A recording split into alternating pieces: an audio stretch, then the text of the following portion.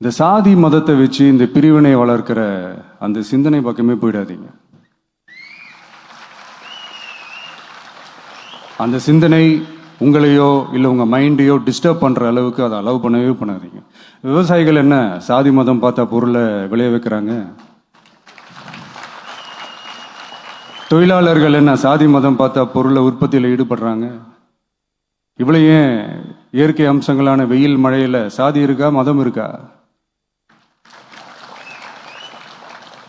எப்படி இந்த போதை பொருட்களை எப்படி நம்ம அறவே ஒதுக்கி வைக்கிறோமோ அதே மாதிரி இந்த சாதி மதத்தையும் ரொம்ப ஸ்ட்ரிக்டா தூரமா, எவ்வளோக்கு எவ்வளோ தூரமா அதை ஒதுக்கி வைக்கிறீங்களோ அவ்வளோக்கு அவ்வளோ அதை தூரமா ஒதுக்கி வச்சிருங்க. அதுதான் எல்லாருக்குமே நல்லது. ஏன்னா இப்போ ரீசெண்ட் டைம்ல பார்த்தீங்கன்னா தந்தை பெரியார் அவர்களுக்கே சாதி சாயம் பூச ட்ரை பண்றாங்க. ஒன்றிய சிவில் சர்வீஸ் எக்ஸாம்ல கூட சாதி சாயம் பூசுற மாதிரி ஒரு கேள்வி ஒன்று கேட்டு வச்சிருக்கிறாங்க. இதையெல்லாம் வன்மையாக கண்டிக்கிறோம்.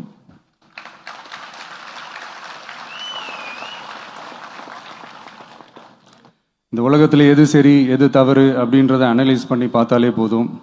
ஒரு குழப்பம் இல்லாத ஒரு தெளிவான ஒரு வாழ்க்கையை ஒன்று வாழலாம்.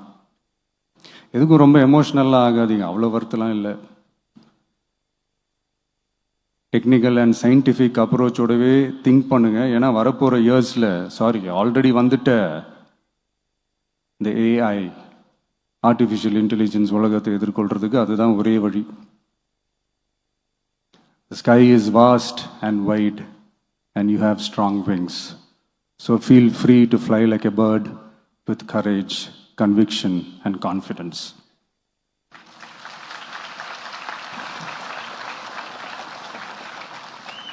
எவ்வளவோ பண்ணிட்டோம், இதை பண்ண மாட்டோமா? எவ்வளவோ பார்த்துட்டோம், இதை பார்க்க மாட்டோமா அப்படின்ற அந்த பாசிட்டிவ் நோட்டோடவே டிராவல் பண்ணுங்க. கான்ஃபிடென்ட்டாக இருங்க, நல்லதே நடக்கும், வெற்றி நிச்சயம். மீண்டும் சந்திக்கும் வரை நன்றி, வணக்கம்.